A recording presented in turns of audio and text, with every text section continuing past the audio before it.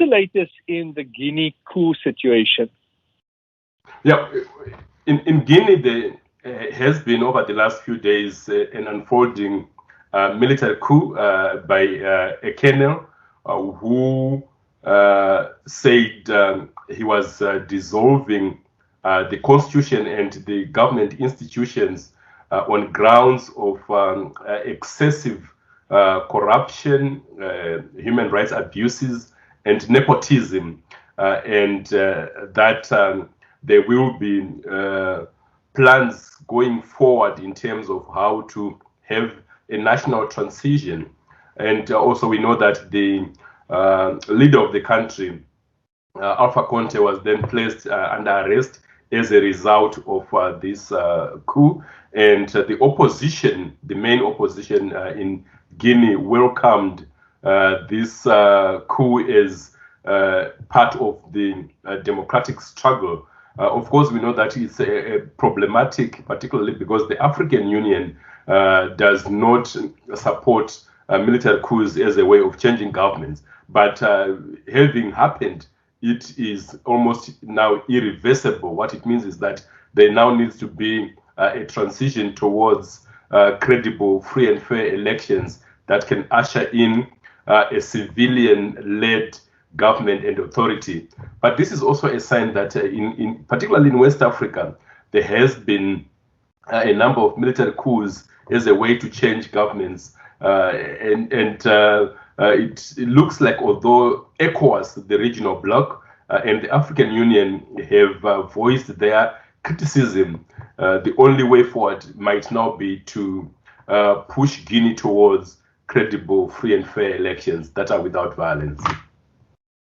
Moving on, Sudan, al-Bashir ICC indictment. What happened there? Well, at this point now, it appears the Sudanese authorities, who are now in power following the removal of former President Omar al-Bashir, have confirmed and are now prepared to hand over Omar al-Bashir to the International Criminal Court regarding crimes against humanity committed in Darfur. And the new prosecutor, Karim, was recently in Sudan to discuss the modalities and the technicalities because Sudan had made a commitment, and there had been an international arrest warrant on Omar al-Bashir for many years, including at a time when he attended an African Union summit in Pretoria, and there was an outcry over the need for him to be arrested then. So finally, we are getting to that point where the hundreds of thousands of victims of the crimes against humanity might possibly see that justice is done when Omar al-Bashir is handed over, because the government in Sudan has paved way for that to happen. Then Uganda accused of mistreatment of Rwanda refugees. Give us the lowdown on that story. Well, Uganda and Rwanda have always had tense relations, and a number of Rwandese refugees in Uganda have accused the Ugandan authorities of mistreatment, of arbitrary arrests, and of viewing them as spies in a way. So there has been a high spate of arrests of Rwandese refugees.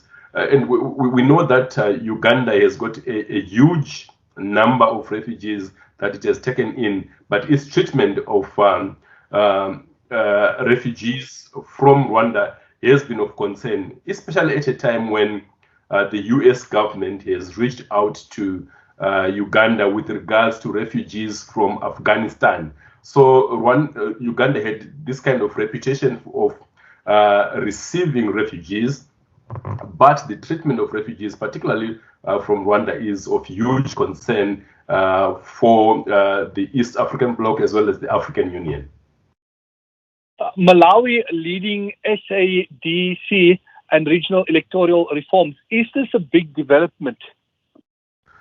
Potentially, yes. That Malawi is now chairing the Southern African Development Community, SADC, and pushing for regional electoral reforms. it could make a big difference, especially as we have seen that there was a peaceful transition of power in Malawi, and more recently, just last month, in Zambia, from a ruling party to an opposition party in Zambia led by Hichilema. And we hope that Malawi will push and ensure that the principles governing the conduct of democratic elections in SADC are embraced by all the countries. And we know that problematic countries like Zimbabwe have got elections coming up in 2023, and we have also had serious concerns of the militarization of electoral spaces. So the moves and the push for reforms,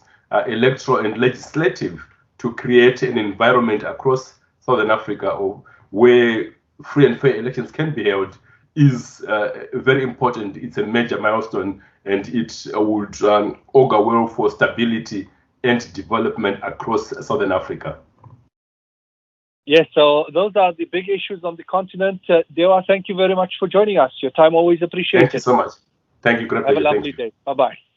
Bye. That was our guest, Dewa Mavhinga.